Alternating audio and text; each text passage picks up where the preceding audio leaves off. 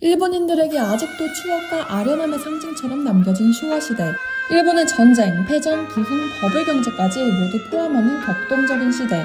굵직굵직한 대스타들이 탄생했고 반짝반짝 곳곳에서 등장한 아이돌들은 추앙을 받았습니다. 하지만 그 무대 뒤에서는 현실이라고 믿기 힘든 사건들도 있었는데요.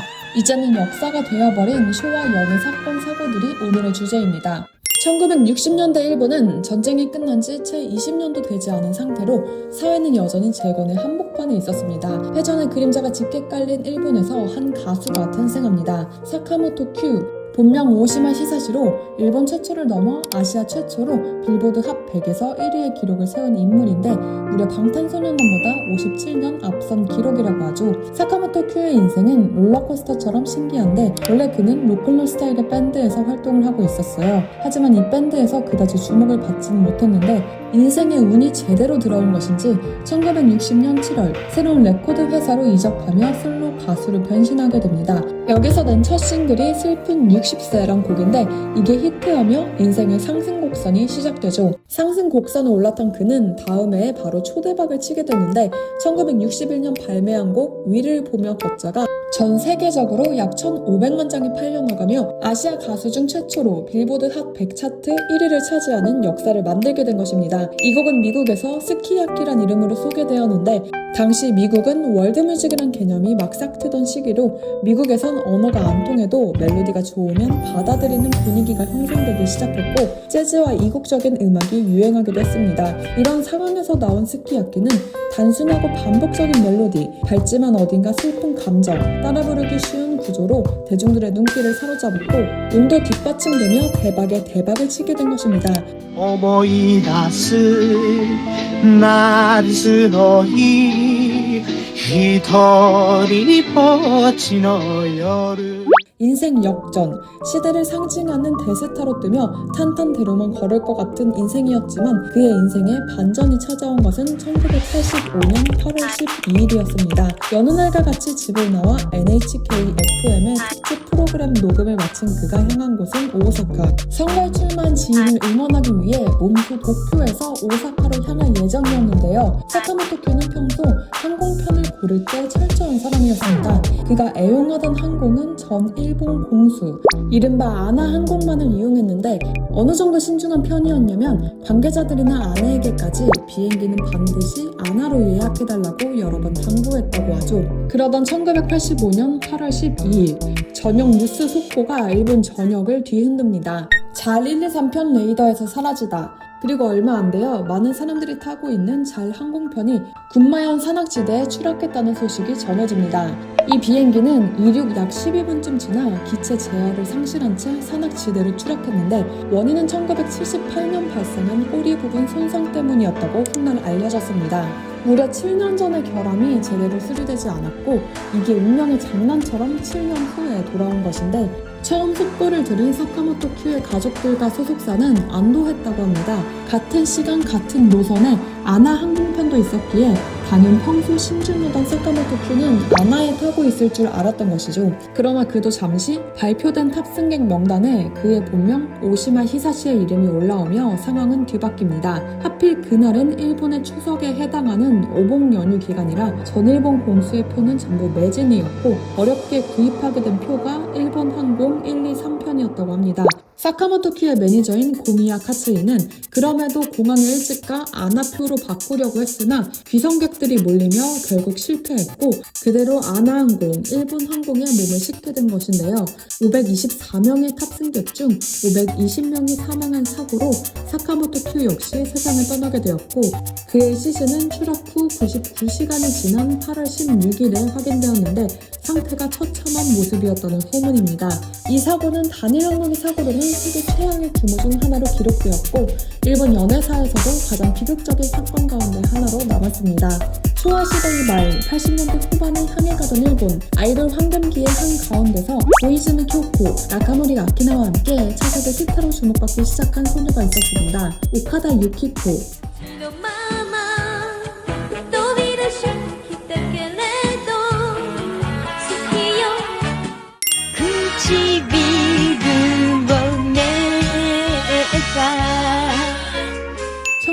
1982년 중학생이었던 오카다 유키코에게는 단단한 꿈이 있었는데 바로 연예인이 되는 것. 보수적인 부모님과 선생님은 그녀를 온몸으로 만류했지만 워낙 의지가 강했기에 아무도 그녀를 말릴 수 없었습니다. 오카다 유키코의 등장은 당시 유행했던 오디션 프로그램 스타 탄생에서부터인데 여기서 나카모리 아키나의 슬로모션을 당차게 부르며 그녀는 연예계 생활을 시작하게 됩니다. 데뷔 2년 차에 일본 연예인들이 많이 진학한다는 호리코시 고등학교를 졸업한 그녀는 드라마 금지단 마리코의 주연을 꿰차며 배우로서도 성공적인 커리어를 시작하는데 흥행은 여기서 끝나지 않았습니다. 얼마 안 되어 발표한 구치비루 네트워크로 스타덤에 오른 것인데 이 곡은 무려 마치다 세이코가 작사를, 사카모토 유이치가 작곡을 하는 등 초호화 제작진이 뒷받침되었죠.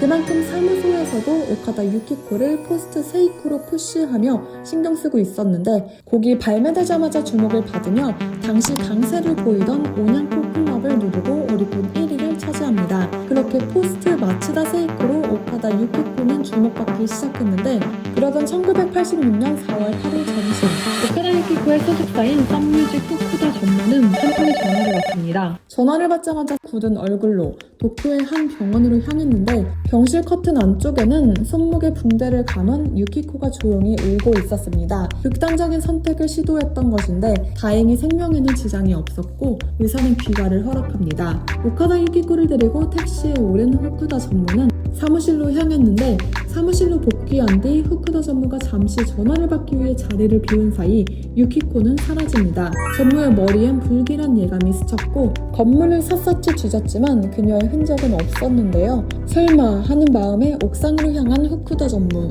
옥상 계단에는 그녀가 신고 있던 슬리퍼가 있었는데 제발 아니길이라고 빌었지만 건물 아래에선 끔찍한 현실이 기다리고 있었습니다. 이때가 점심시간이었기 때문에 거리엔 사람이 많았는데 이 많은 사람들은 한 아이돌의 마지막 순간을 목격하게 됐고 18살밖에 안 된 아이돌 오카다 유키코의 죽음은 금세 이야기거리가 되어 시신을 수습하기도 전에 온갖 매체가 이곳에 몰려들었습니다. 사망하기 전 오카다 유키코는 유서로 보이는 자필 편지를 남겼는데 여기엔 제멋대로인 행동을 해서 죄송합니다 라는 내용과 함께 미네기시 토오르란 이름이 언급되어 있었습니다. 미네기시 토오르는 드라마 금지된 마리코에 함께 출연했던 배우였는데 유서의 이름이 나오며 온갖 의혹과 소문이 돌기 시작했죠. 더욱이 미네기시는 당시 42세, 오카다 유키코와는 20살 가까운 나이 차이에 이혼 경력도 있어서 논란은 커져만 갔고 결국 그는 기자회견을 엽니다. 이것에서 그는 오카다 유키코를 그저 귀여워했던 후배였으며 함께 식사하고 배웅한 적은 있지만 교제하는 사이는 아니었다고 선을 그었는데요. 진상은 아무도 알 수 없게 되었지만 촉망받던 스타의 허망한 끝을 본 대중들 사이에는